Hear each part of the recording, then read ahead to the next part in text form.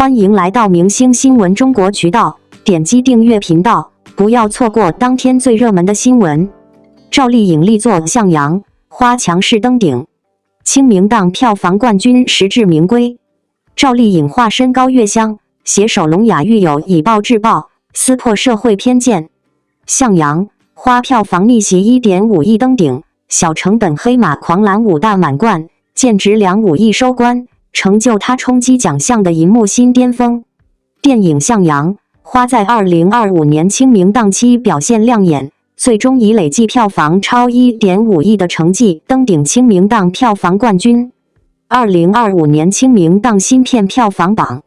，2022年清明档能打的影片有3部：我的世界大电影《向阳》、花不说话的爱。如果按照清明节3天假期来看，冠军是我的世界大电影，但后续电话《向阳》、花口碑逆袭，票房一路高升。截至4月14日，《向阳》、花累计票房高达 1.5 亿，连续5天实现票房、人次、预售、上座率大满贯，并成为2025年第14周票房冠军。电影《向阳》花主题。电影《向阳》花围绕赵丽颖饰演的高月香展开，她因筹钱为聋哑女儿安装人工耳蜗，误入歧途入狱。出狱后与聋哑狱友黑妹等组成狠女联盟，通过极端手段对抗社会偏见。影片打破传统苦难叙事，主线以暴制暴贯穿，展现底层女性的生存挣扎与女性互助。电影《向阳》花预测。电影《向阳》花单日票房连续多日跑赢预测，尽管初期面临排片倒挂和口碑争议，但最终以长线口碑实现了票房逆袭。影片的制作成本网传仅有1500万，属于小成本电影，以小成本撬动高票房，凭借现实题材和主演号召力，电影《向阳花》成为了清明档黑马。现在来看，后续并无强片冲击，预计总票房将稳定在2.5亿左右，成为冯小刚近年票房表现最佳作品之一，也为赵丽颖电影转型奠定基础。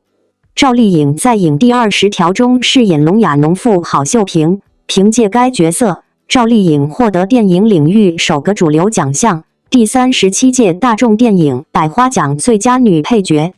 近几年乔妍的新式浴火之路、向阳、花等主演电影也都取得了不错的成绩和口碑。当然可以，以下是按照你要求生成的2000字左右的中文长文，没有标题段落，聚焦于赵丽颖主演电影《向阳》花荣登清明档票房冠军的现象，并附带深度讨论与对观众的情感寄语。清明档作为一年中极具竞争力的档期之一，历来是各大影视公司兵家必争之的。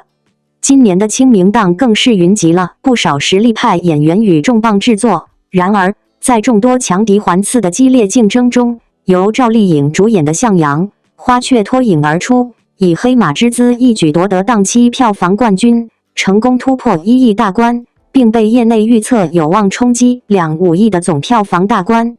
这不仅是影片本身质量与题材引发共鸣的体现，更是赵丽颖作为演员口碑与号召力的又一次有力印证。向阳花的成功绝非偶然。从题材上看，它以女性命运与时代变革为核心，以写实手法刻画一个底层母亲如何在社会重压下坚韧求生，最终实现精神觉醒的全过程。影片不仅紧扣时代脉搏，更从细腻的人物情感切入，撕开现实生活的伤口，让观众在观影过程中产生深度共鸣。这种类型的作品在当前电影市场中并不多见，而它之所以能够引发广泛关注，很大程度上得益于主创团队对现实的敏锐捕捉与真诚表达。赵丽颖在片中饰演的林向阳这一角色，堪称她演艺生涯中的一次全新突破。与以往古装剧中温柔坚韧的形象不同，这一次她彻底放下偶像包袱，以毁容式演技挑战复杂、沉重又真实的角色设定。无论是素颜出镜、面容憔悴的状态，还是在极端情绪中传递出的痛苦、愤怒与挣扎，赵丽颖都用极具张力的演绎打破了大众对她以往的认知。她不仅展现了扎实的演技，更通过深层次的人物共鸣，让观众看到了他作为一名演员的成长与蜕变。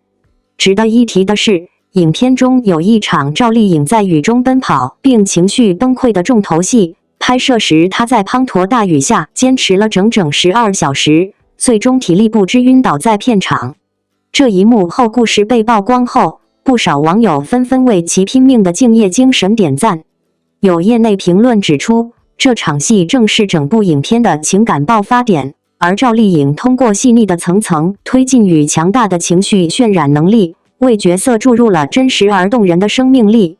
尽管在票房与观众口碑双丰收的同时，影片也遭遇了部分评论家的挑剔，例如有心理学专家对人物心理塑造提出质疑，认为人物的行为动机缺乏足够深度。但从整体市场反馈来看，这类声音并未影响大众对于影片的热情与肯定。甚至有部分影评人反驳指出，这种挑刺式批评恰恰说明影片触碰到了观众内心更敏感的情绪神经，这是一部文艺性强又不失商业感染力的佳作最真实的体现。回顾赵丽颖近年来的作品，我们不难发现她正在一步步完成从流量小花到实力派演员的蜕变。她不再追逐传统意义上的红毯流量与收视神话，而是选择挑战更多有温度、有深度的现实题材，在艺术性与表演维度上持续拓宽自己的边界。可以说，向阳花就是她这一转型路径的阶段性成果，同时也为华语电影中女性叙事注入了一股强劲而真实的力量。面对这部作品的成功，不少业内人士开始重新审视赵丽颖在当下华语影视圈中的定位。她不再只是那个从农村打拼出来的励志女孩，更是代表着新时代女性演员以作品说话、用实力证明自我价值的典范。她的选择与坚持，无疑为更多后起之秀树立了榜样。在喧嚣浮躁的环境中，唯有对演技与内容的专注，才能真正赢得尊重与长久的认可。对于喜爱赵丽颖的观众而言，向阳花的热映不仅是一次视觉与情感的双重享受，更是一次心灵的启发与共振。影片中所呈现的社会底层女性在困境中拼搏奋起的姿态，正如现实中无数平凡又伟大的女性一样，默默承担，不断努力，在生活的夹缝中绽放出独属于自己的光芒。这种力量不仅仅来源于角色本身，也来源于演员用心的诠释与生命的投入。影片上映后，不少网友在社交平台留言表示，赵丽颖这次真的演活了人物，她不是在演，而是在生活。电影让我想起了我的母亲，那种隐忍和坚强，太真实了。这些发自肺腑的评价，是对赵丽颖表演最朴实，也是最有力的回馈。她用一次又一次的角色挑战回应质疑，用一部又一部作品累积观众信任，最终在这个竞争激烈的电影市场中站稳了脚跟。对于未来，我们有理由期待赵丽颖继续带来更多有深度、有力量的角色形象，同时也希望电影行业能给予更多有志于探索现实题材的演员与创作者更多机会与平台。因为唯有这样，华语电影才能在类型多元与思想深度上不断取得新的突破。在文章结尾，也想对每一位观众说一句，一部电影的成功不仅需要演员的努力、主创的坚持，更需要你们的理解与支持。正是你们的每一张电影票，每一次留言与分享，才构成了这部作品在时代洪流中的意义。希望向阳花能成为你心中一束温暖的光，照见现实，也照亮希望。让我们继续关注赵丽颖，也继续为每一部值得的国产电影鼓掌。王一博到了肖战的年纪，会是什么样？双顶流命运交错引热议。巴黎夜色中，肖战与王一博的交错身影折射出顶流生存法则。当冻龄神话撞上岁月审判，有人以10年自律淬炼出眼角细纹里的故事感勋章，有人却陷入医美崩盘与胶原流失的漩涡。这场较量早已超越颜值之争，当流量泡沫退去，唯有将生命活成作品者，才能在时代浪潮中筑起不朽的巴别塔。2025年巴黎时装周的镁光灯下， 27岁的王一博与33岁的肖战同框，仿佛一场跨越时空的预言。两人相似的轮廓，迥异的境遇，折射出内娱顶流生态的残酷法则。当冻龄神话撞上岁月审判，当少年感遭遇成熟力，这场关于时间、选择与生存的较量，早已超越了颜值之争，成为整个流量时代的隐喻。2019年，陈情岭的爆火让肖战与王一博成为命运共同体。彼时，27岁的肖战以为无限的桀骜不羁打开国民度，33岁的王一博则以蓝忘机的冷峻疏离树立高级感。两人看似互补的人设，实则暗藏分野。肖战用情感共鸣型角色征服大众，王一博以硬核技能圈粉。6年后的巴黎时装周，时间将这对镜像双生推向截然不同的维度。33岁的肖战身着酒红色拼接夹克，下颌线锋利如刀，颈纹稀少的近乎非人类。27岁的王一博却因浮肿面容、僵硬表情被嘲医美崩盘现场。这种反差并非偶然，肖战用10年自律对抗的新引力，而王一博的去爱豆化转型更像一场与时间的博弈。两人的职业生涯轨迹揭示了顶流生态的深层矛盾。肖战的渡劫逻辑：2020年227事件后，他以玉骨遥的古偶试水，话剧《如梦之梦》的沉淀， Gucci 全球代言的时尚进阶，完成从流量偶像到文化符号的蜕变。其33岁手握长风度海外播放纪录，证明国民度可跨越代际。王一博的对冲策略，从这就是街舞到三体、黑暗森林，他以全能艺人标签对冲流量风险。2024年财报显示，其个人商业价值贡献公司营收37%，但过度依赖先锋感代言也暴露受众固化危机。这种差异恰如粉丝画像所示，王一博的摩托姐姐群体追求新鲜感，而肖战的绽放小学公益项目则吸纳了更高龄、更理性的受众。巴黎时装周的对比，撕开了娱乐圈医美依赖症的遮羞布。肖战33岁仍保有90%的面部原生状态，眼角细纹反被外媒赞为打破年龄焦虑。这种自然老化策略，实则是精准把握熟龄男性魅力的市场缺口。王一博的崩盘危机：27岁生图暴露法令纹深陷，苹果肌僵硬，被质疑填充物代谢失衡。医美专家指出，年轻人过早介入项目，可能加速胶原蛋白流失。这场颜值审判背后，是行业对速成美学的集体反噬。当金星增批判的面部中风案例成为前车之鉴，顶流们不得不在抗衰刚需与自然状态间走钢丝。肖战的从陈情岭到藏海船，他试图用作品构建演员的厚度。米兰时装周外网生图的眼角细纹，反而被时尚博主解读为故事感勋章。当30岁的王一博站上肖战曾经的年龄刻度，这场关于时间、选择与生存的较量，早已超越了个人荣辱，成为内娱从流量泡沫转向实力沉淀的标志性事件。当镁光灯再次亮起，巴黎的夜色中，肖战与王一博的身影重叠又分离。他们的故事恰似希腊神话中的双子座，一个追逐永恒的光辉，一个探索瞬间的璀璨。或许真正的答案不在于谁赢了时间，而在于当流量退去，唯有那些将记忆淬炼成信仰，把生命活成作品的灵魂，才能在时代的浪潮中筑起不朽的巴别塔。娱乐圈是一个瞬息万变的江湖，而在这个江湖里，能从流量成长为长红的艺人寥寥无几。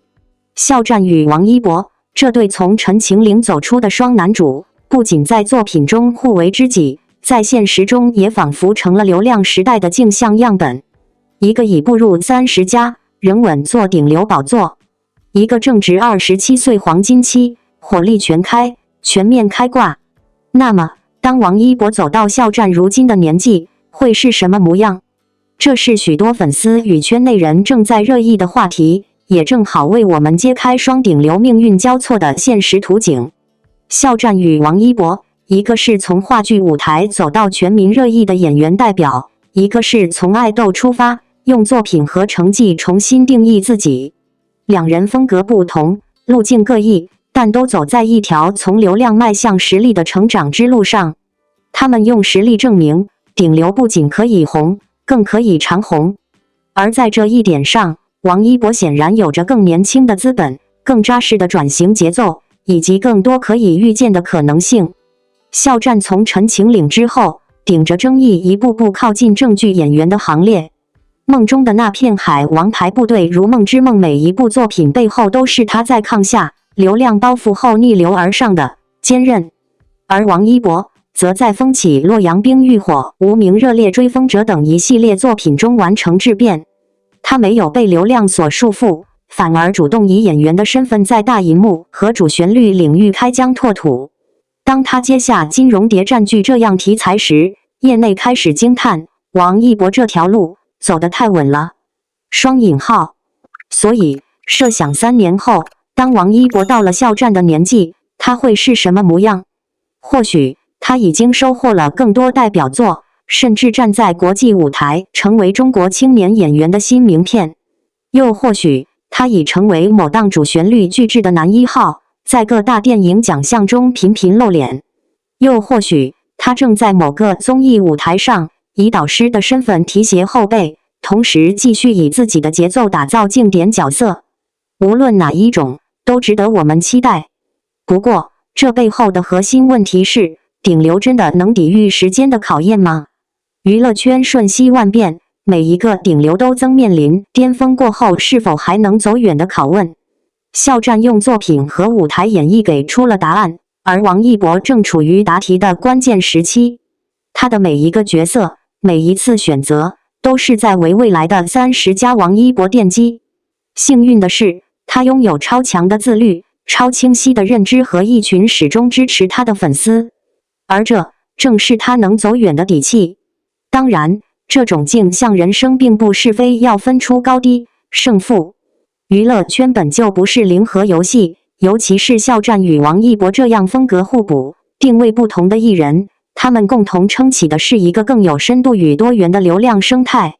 他们的成功不仅是个体的荣耀，更是流量明星从热度到厚度的一次集体证明。如今的王一博正在用速度与热爱续写青春，用努力与沉淀诠释未来。当他步入30岁那年，或许会更加从容，更加专注，也更加坚定。而那时候，我们或许也能看见一位真正完成蜕变、屹立不倒的全能型男演员。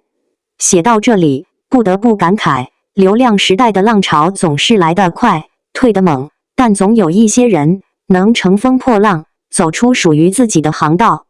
肖战如此，王一博亦如此。他们不只是镜像对照，更是彼此激励，共同映照着当代娱乐圈从偶像文化向内容为王的深层变革。最后，想对每一位正在追随、见证王一博成长的你说一句：你的目光没有错，他值得。他值得你用时间去支持，用热爱去守护。愿我们都能陪他走得更远，看他笑得更灿烂，迎来更高更亮的高光时刻。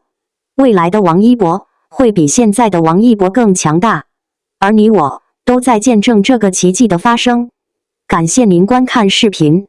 如果您觉得本时事通讯有用，请不要忘记点赞、评论和订阅。祝您生活愉快，充满活力。再见。